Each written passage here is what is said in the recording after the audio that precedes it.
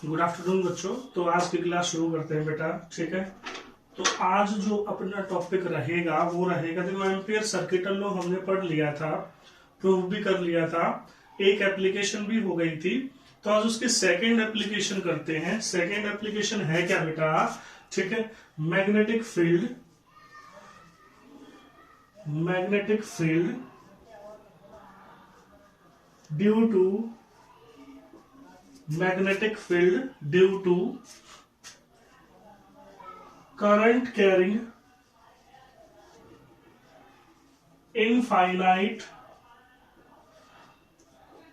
ठीक है, infinite hollow cylinder।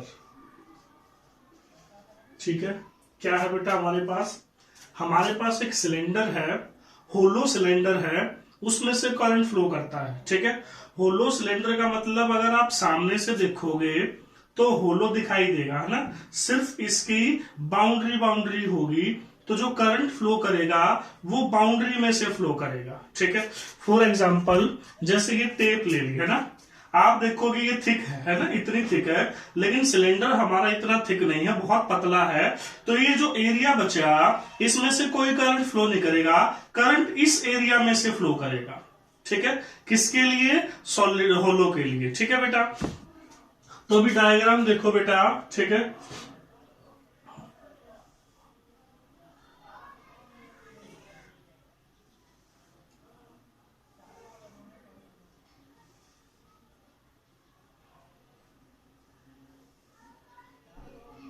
ठीक है, तो ये होलो सिलेंडर है बेटा, ठीक है। ये सेंट्रल लाइन मैंने मान ली, कितना करंट पास करता है बेटा, इसमें से आई करंट पास करता है। ये इसके सेंटर पे एक पॉइंट हो गया O, है ना।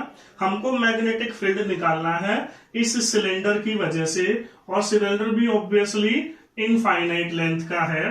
तो आप क्या करोगे बेटा, ठीक है, आप दो सिचुएशनों में मैग्नेटिक फील्ड निकालोगे। फर्स्ट जो सिचुएशन है वो है आउटसाइड, और जो सेकंड सिचुएशन है वो है इनसाइड। अच्छा, इस सिलेंडर की रेडियस जो हमने मानी है वो कितनी मानी है, कैपिटल आर। कितनी मानी है बेटा, कैपिटल आर। ठीक है, अच्छा बात समझो, नोट्स आपको रिटर्न मटेरियल में ऑब्वियसली मिल जाएंगे, तो लिखने की जरूरत नहीं है, कंसीडर एन इनफाइनाइट। ठीक है, ये चीज है ना। तो आप क्या करोगे बेटा, आउटसाइड, है ना। तो फर्स्ट इसका केस क्या है, आउटसाइड। ठीक है, आउटसाइड यानी कि जो डिस्टेंस आप मानोगे वो इसकी रेडियस से ज्यादा होगा। ठीक है, तो consider point P is outside the cylinder where OP is equal to small r। P point को हमने आउटसाइड मान लिया और O से लेके P तक का डिस्टेंस कितना है बेटा, स्मॉल r है। ठीक है, now assume an Ampere's loop, assume an Ampere's loop, ठीक है, which is a circle, which is a circle of radius small r at point P। P point पे एक सर्कल मान लो, ठीक है, ये रहा P पॉइंट, ये P पॉइंट मैंने मान लिया बेटा आउटसाइड, है ना। ठीक है, ये जो डिस्टेंस है ये स्मॉल r है। ठीक है, तो अब क्या करेंगे, P पॉइंट पे एम्पियर लूप मानेंगे जो कि एक सर्कल होगा स्मॉल r रेडियस का। ठीक है,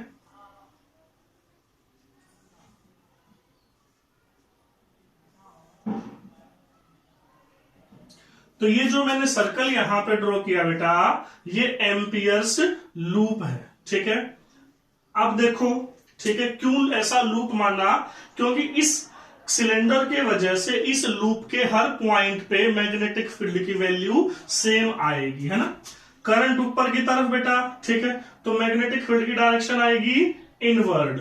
ठीक है, मैग्नेटिक फील्ड की डायरेक्शन इनवर्ड आई। ठीक है, यहां पे एक स्मॉल एलिमेंट मान लोगे dl, उसकी डायरेक्शन भी टेंजेंशियल आएगी। ठीक है, दोनों के बीच में थीटा 0 डिग्री हो गया। तो अब लिखेंगे according to Ampere's law, according to Ampere's law. ठीक है, एम्पियर लॉ के अनुसार देखो बेटा, close integration of B D L cos 0 degree is equal to mu not I enclosed.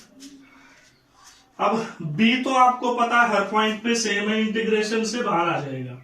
Integration of dl कोस 0 1 है ही, म्यू नॉट, और इस लूप के अंदर कितना करंट है i। ठीक है, तो i। अब b एज इट इज बेटा, ठीक है, dl का इंटीग्रेशन करोगे 2 पाई r बनेगा। ठीक है, इसका integration 2 pi r is equal to mu not I. तो b की वैल्यू यहां से आ गई mu not I upon 2 pi r। ठीक है, ये हमारे पास फील्ड आ गया आउटसाइड। फील्ड आ गया कहां बेटा? Outside of cylinder. अब इसकी जो डायरेक्शन आएगी वो राइट हैंड थंब रूल से दी जाएगी। ठीक है, the direction of magnetic field is given by the direction of magnetic field is given by right hand thumb rule। ठीक है, राइट हैंड थंब रूल ये। ठीक है बेटा, अब हमको आउटसाइड तो निकाल लिया, अब निकालेंगे बेटा इनसाइड। कहां निकालेंगे? इनसाइड। देखो, इनसाइड के लिए जो स्मॉल r है वो कैपिटल R से छोटा होगा।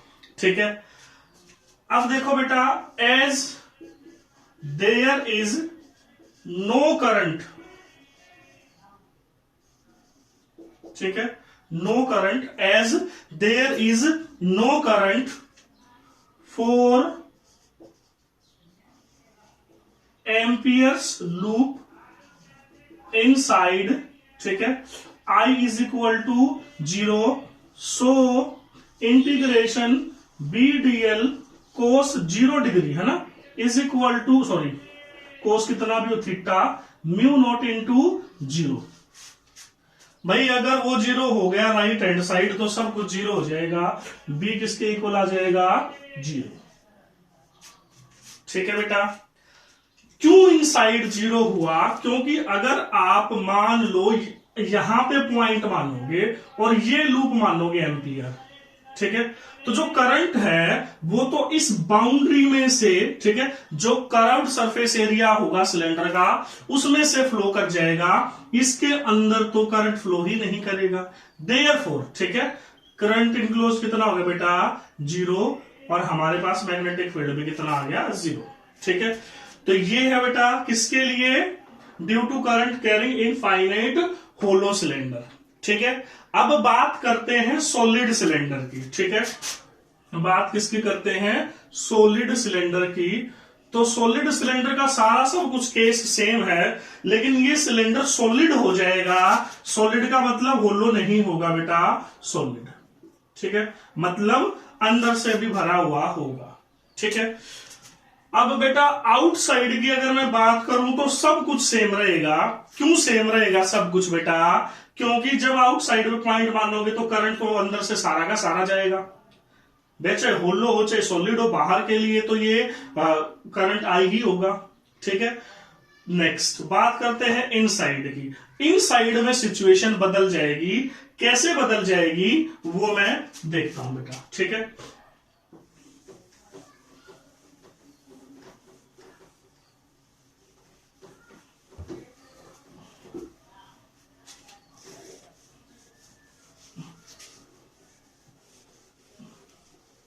देखो इनसाइड के लिए ये सिलेंडर हमने मान लिया बेटा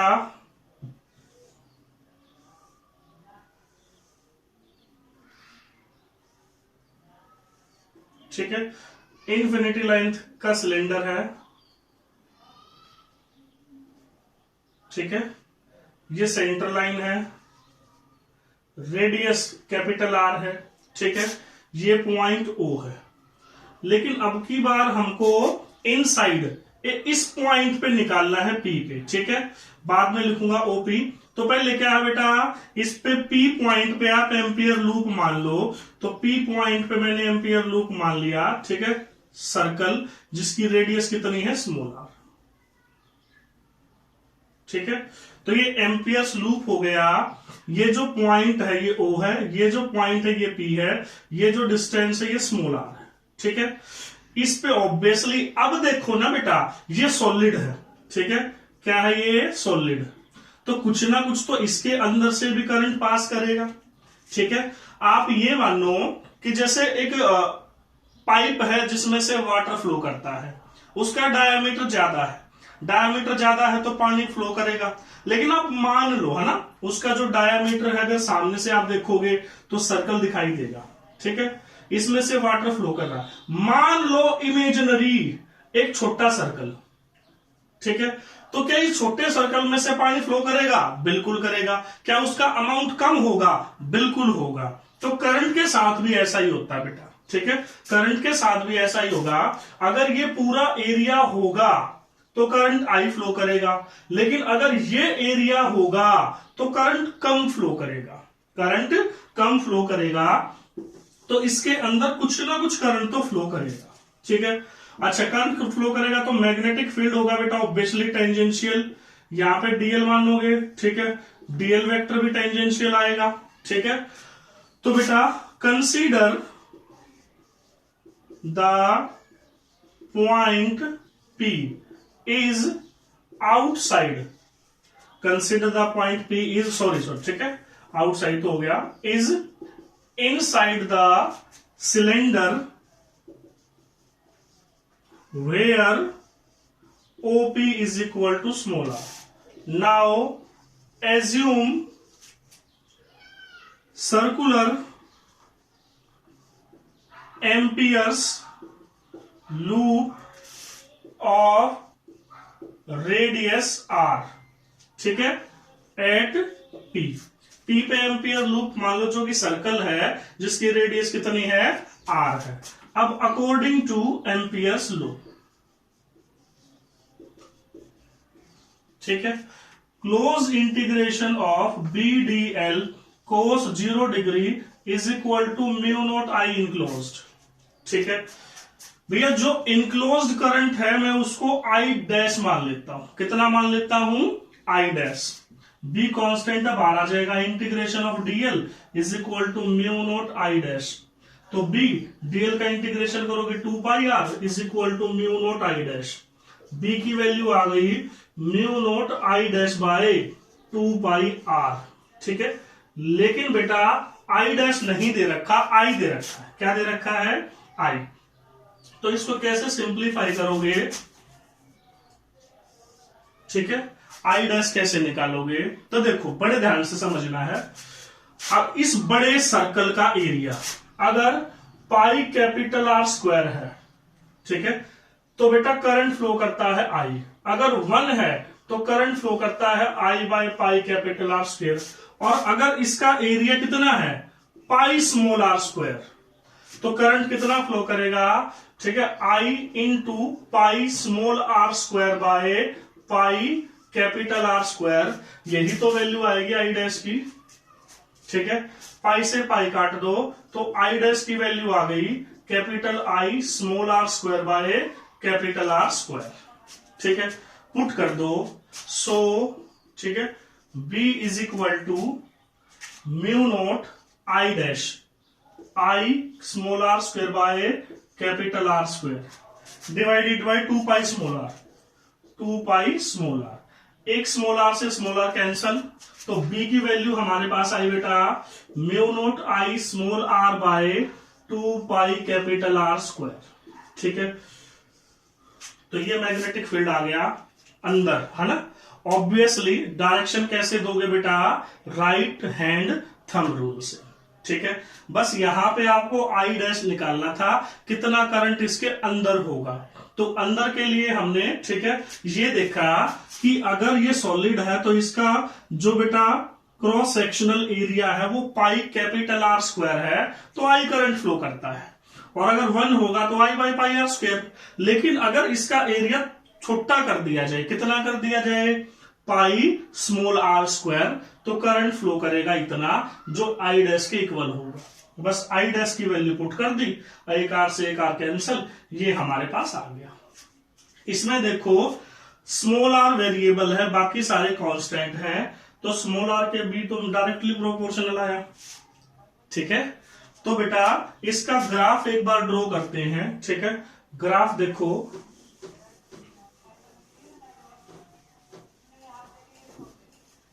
देखो ठीक है, ग्राफ की मैं बात करूं तो पहले बात करते हैं होलो के लिए। ठीक है, तो होलो के लिए देखो बेटा, ये तो मैग्नेटिक फील्ड था, ठीक है, और ये आर था भाई, सेंटर से लेके, ठीक है, सर्कल जो ऑब्वियसली जो इसकी बाउंड्री होगी, कर्व सरफेस एरिया होगा जो, ठीक है, सरफेस होगी, वहां तक, ठीक है, मैग्नेटिक फील्ड 0 था, और वहां पे एकदम से बढ़ गया और फिर inversely proportional to R square हो गया। ठीक है, ये है होलो के लिए। ठीक है, सॉलिड के लिए बात करते हैं। ठीक है, सॉलिड के लिए देखो बेटा, यहां पे ये कैपिटल आर है। ठीक है, सॉलिड के लिए देखो बेटा, मैग्नेटिक फील्ड इस तरफ, ठीक है, आर इस तरफ, ये पॉइंट हो गया, ठीक है, सरफेस का। तो इनसाइड तो आर के डायरेक्टली प्रोपोर्शनल है, डायरेक्टली प्रोपोर्शनल आ गया। ठीक है, और आउटसाइड के लिए क्या है बेटा, इनवर्सली प्रोपोर्शनल है, क्योंकि आउटसाइड तो चाहे किसी का भी हो, सॉलिड का या होलो का, मैग्नेटिक फील्ड सेम आता है। ठीक है, स्ट्रेट वायर, स्ट्रेट कंडक्टर का भी वही आएगा, सॉलिड सिलेंडर का भी वही आएगा, होलो सिलेंडर का भी वही आएगा आउटसाइड के लिए। ठीक है बेटा, तो ये आज का टॉपिक था। ठीक है, ये पढ़ो अच्छे से एनसीईआरटी में से, और मैंने, ठीक है, बोर्ड पे समझा दिया बेटा, नोट्स आपको पीडीएफ सेंड कर दूंगा। Thank you.